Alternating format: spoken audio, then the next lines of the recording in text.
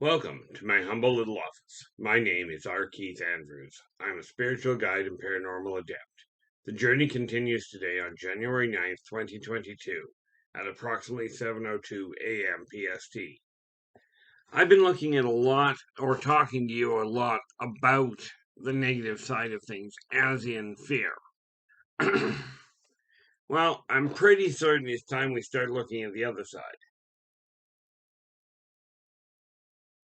Meaning, you know, love, getting along, working together, this sort of thing. Starting today, in all fairness, it should have started a long time ago. But when you look at somebody, let's start with looking at you. Okay. Now I've talked about figuring out what you're not content with to change that, which is very much the case. However, the other side of that is take a look at what you're content with in your life, and that's what you work to amplify. Okay. If you're happy with the way you look, great. If you're if you're happy with, for instance, the shape of your eyes, with some people will enhance that with makeup and what have you. The reality is, if you're happy with it, be content with it. The reality is, anytime you make a change, it's usually because something isn't quite right there in your eyes. Now, I am very content to say that over the last couple of weeks, like, I've not been content with my weight, but I am content with the progress I'm making.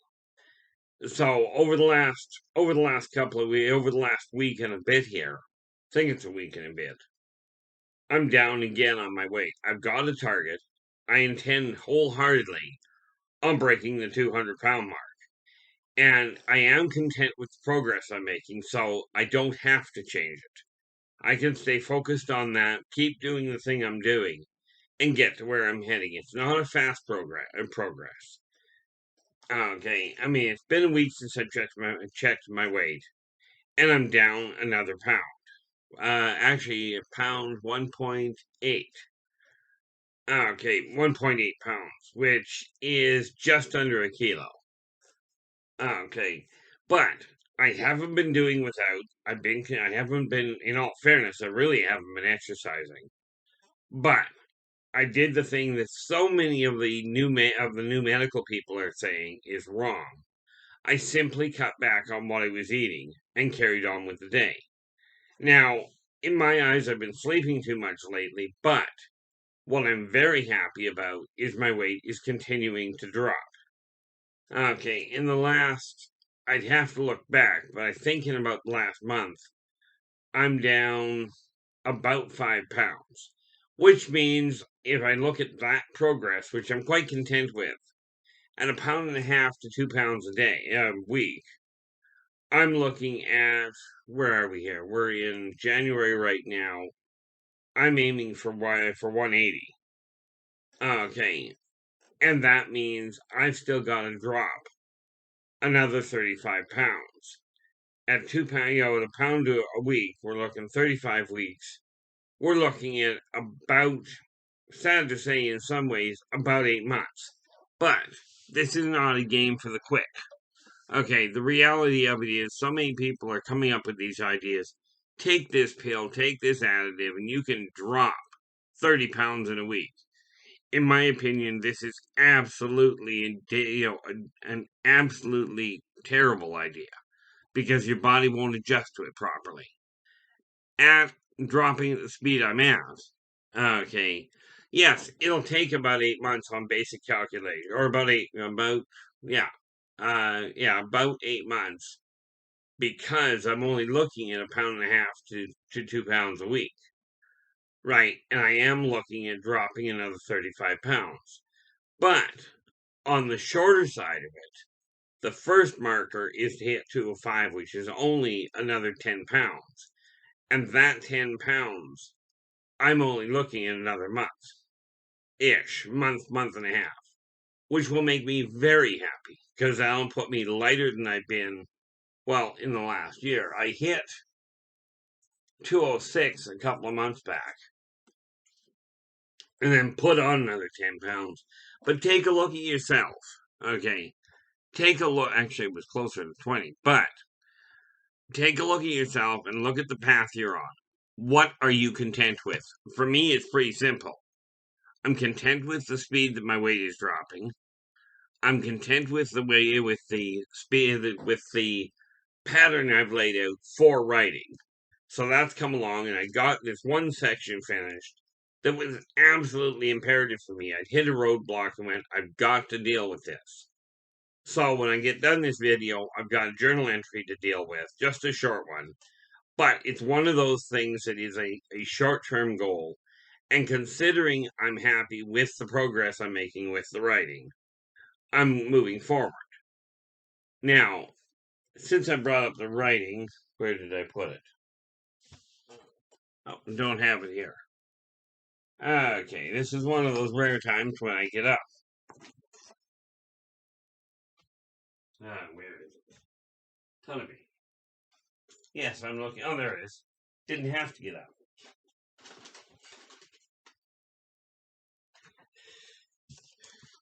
Now, this is extremely important in my eyes. Get that out of the way. Desk isn't quite as clear as it should have been last night, but it was a weird night.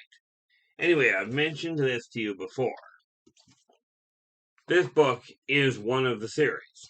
Okay, is the first one I've got out. Now, this is a project that I started back when I was 15. I'm 58 now. Okay, but the important thing that happened just in the last couple of days is the sequel came out. Okay, now here's the neat part about the sequel. Okay, that's The Birth of the Wolfpack, which I've talked to you about before.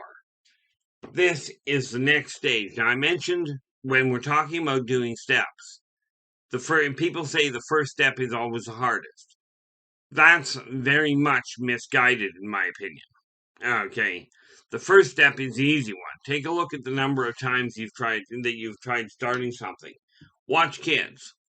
The first step, they will stand up and they'll take that first step to get to their feet. The second step they will make quite often. Okay. More often than not, as far as I've seen, it's a case of moving your feet because you're trying to avoid falling on your backside or your head. This is the second step.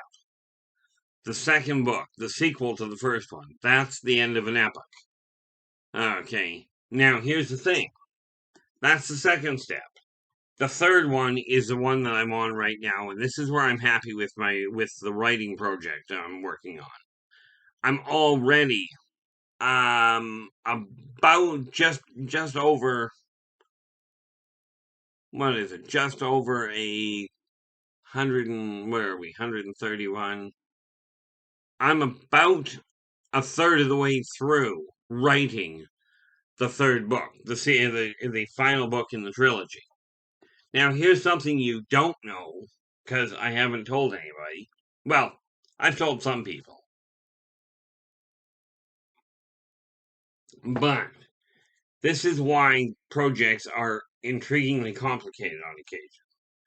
If you already have a copy of The Birth of the Wolfpack, and you look at the back of the book, okay, then you can see where this will fit. Well, you can see anyway. Now, this is the end of an epoch. If we turn it around, we have another back, obviously. But here's the neat part. When you take these two books and you put them side by side, they combine to make a bigger picture. Okay. Third one has the completion of that, because you'll notice on the Birth of the Wolfpack, it's got two frames. If you look at them at the end of an epoch, there's only the one frame on the bottom. Okay. On the book, The Return to Paradise, which will be the final book in this particular trilogy, there will be a frame down the side, down the binding side as well. This is just another one of those neat little issues of how do we work with this? What's the combination? How is it all interlocked? And just like with real life, it is imperative we look at how everything works together. There are similarities in everything. If you take a look at it, okay, if you're into the science side of things, look at the construction of an atom, okay, and look at the construction of a molecule. Grow all the way up until you look at the layout of the universe. Okay, the galaxy, the universe, it all expands. It's all got similar patterning. Now, where it comes to these books I've been writing, okay, where it comes to the Yldrbacian Chronicles, this is where we start putting things together. I don't know if you can see that. Nope, it doesn't show. But what am I talking about? I have a bookshelf right here beside me for the various books that I have written. Now, if you like the videos, give us a thumbs up. Do subscribe to the channel. Okay, and please do me a favor and share it with as many people as you can, because I returned to this world for one primary reason this lifetime, and that is to spread a simple message that working together, we can make this a better world for most people.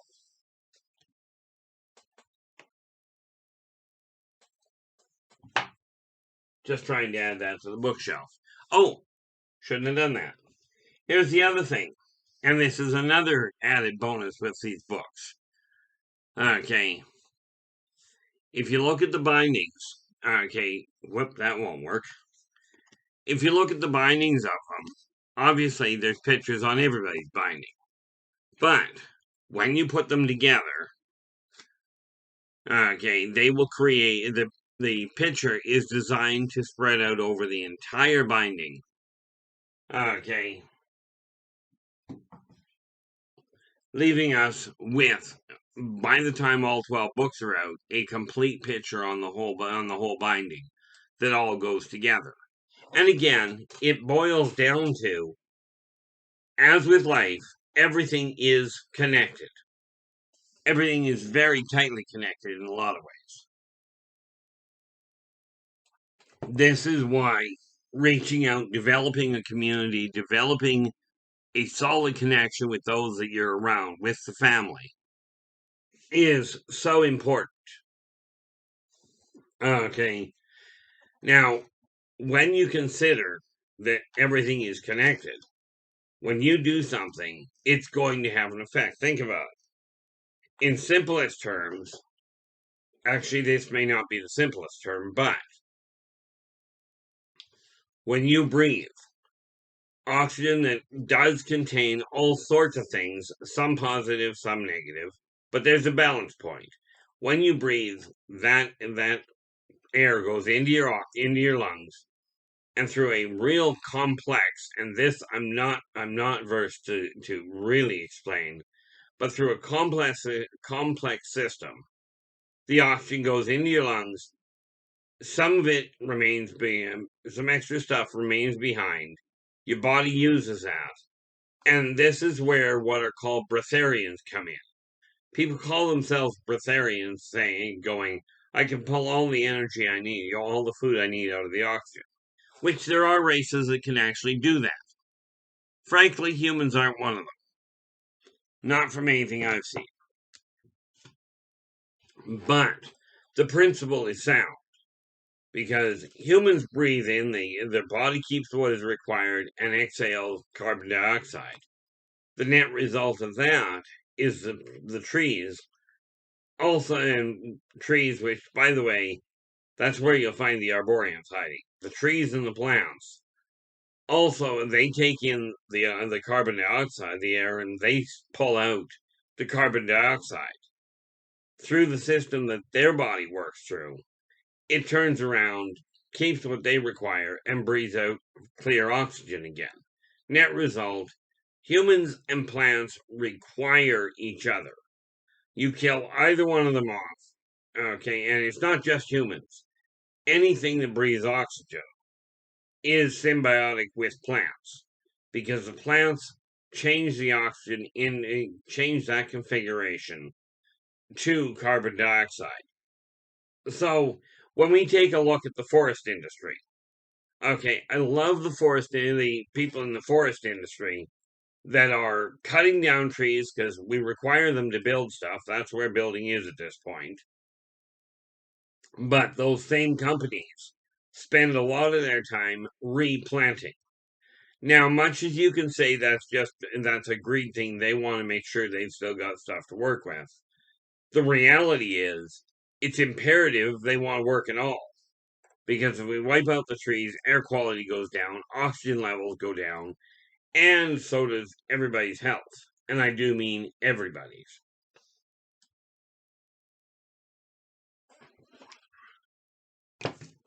So, what you're looking at is this issue that, again, we have to work together. There is no question we have to work together. I mean, you can argue the point all you'd like, but arguing it does not necessarily mean that it works well. Oh, that was bad. Hopefully that did not do anything really seriously wrong. Oh, apparently it did. I should learn better to move things. Okay, I think I got it stabilized. I hope so. Anyway, this is, by the way, a live recording, meaning if that I go back through this when I get done this recording, I'll go back, double check, make sure I got the date right. Good, it's still recording. Make sure I got the date right, and then post it as is. Scared myself there for a minute. But we have to look at what are you content with. Now, yeah, I can take a look at me and go, I like the way I'm content with the way I look. There are things about it that I'm not content with, but what I am content with is the fact that I'm getting closer to the idea that what other people think of the way I'm doing things is a bad idea, or is causing problems. I cannot control, same as you cannot control the way other people think. You can't control the way that they behave. At least most of you can't. There is the occasional what? Okay. There are definitely people that are gifted in coercing people into convincing people to do things. It's a battle of wills. Okay, but there are times when a stubborn streak, and rest assured I've got a well-developed one.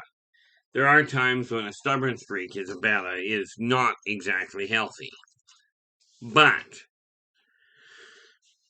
when you're looking at the world and you look at the way your life is going, take a look at what you're content with.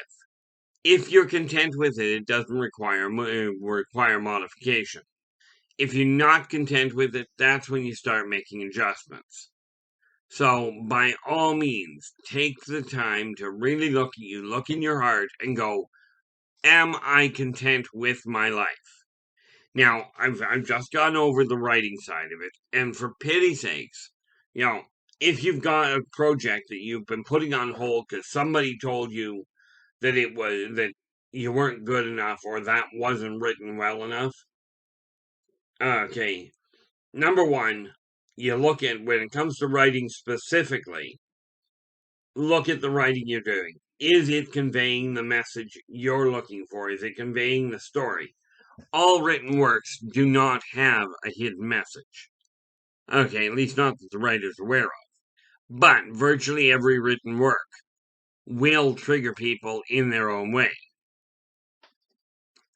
Now, if you have questions, especially in the writing department, I am not a bestseller yet, although that is one of the things I am aiming for. Whether I ever become a bestseller or not is not the issue. Whether or not I generate enough of an income from my books that I can actually retire from everything else and solely focus on writing, that to me is important. I'm content with the progress I'm making, but I do have a shortfall in it, and that's my marketing. Okay, which is something I'm working on. But I am content with the progress I'm making. If you have a question in any field, because I've been in the field of working as a spiritual guide quite literally since I was 10 years old, which means I got 48 years under my belt. and about 80,000 independent clients. Yeah, that's a big number. I realize that, but 48 years will do that. Give me a couple of years, I'll have 50 years under my belt. Okay. The massive majority of my life, I've been working in the consulting field, dealing with people's personal issues, with their business issues, with alien technologies and races and their cultures and what have you.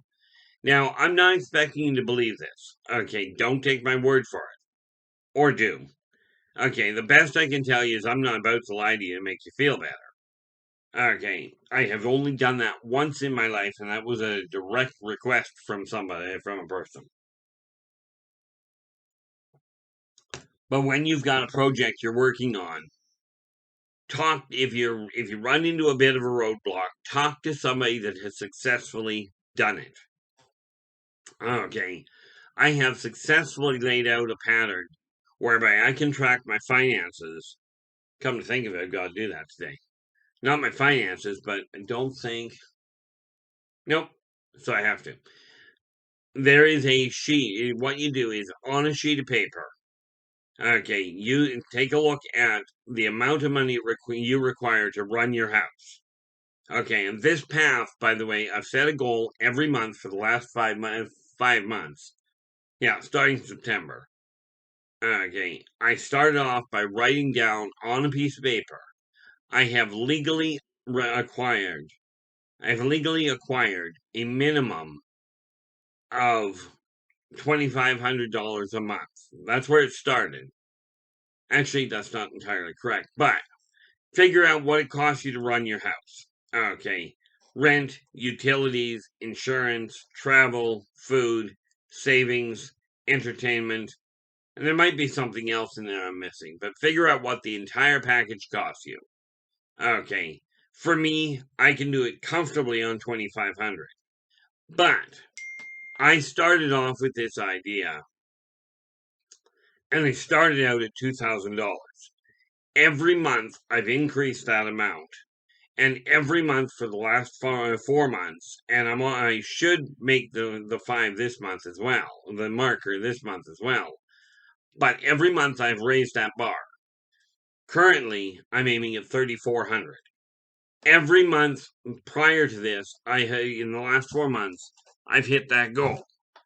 And it's simply by I write it down in present tense. I have legally attained a minimum of $3,400 by January 31st, 2021 at 1 minute to midnight. Now, your numbers will be different, but every month I up it a little more. And every month I've made it. Am I content with this path? Absolutely. I can look at one sheet of paper and go, here's where my balances are. I haven't got all the calculations worked out, so everything is done automated. But I'm still a dinosaur. I work on paper more than I do on computer. Okay, which is where these little guys come in. Whoop, that was close.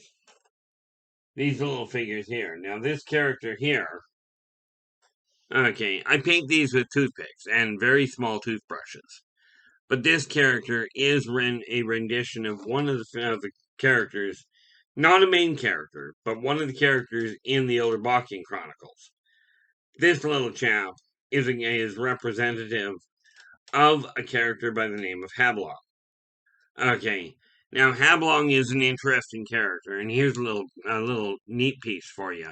I take these figures and just take a snapshot and go, okay, there's the character. Okay, as you can see, I've got a whole bunch of them over here. What you can't necessarily see, what do we got going on? Oh, okay. What you can't necessarily see, actually, by the look of it, you can't. But over here, I've got drawers of these figures. Okay, and these figures, I've got about 400 of them, but I'm laying them out so I can get them painted. I've even got some up front, but the ones up front are already painted completely.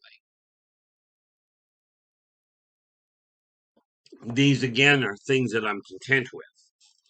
Okay, if you look over on that shelf over there, you'll see the black. You can't see what they are in all likelihood, but those are hardcover books.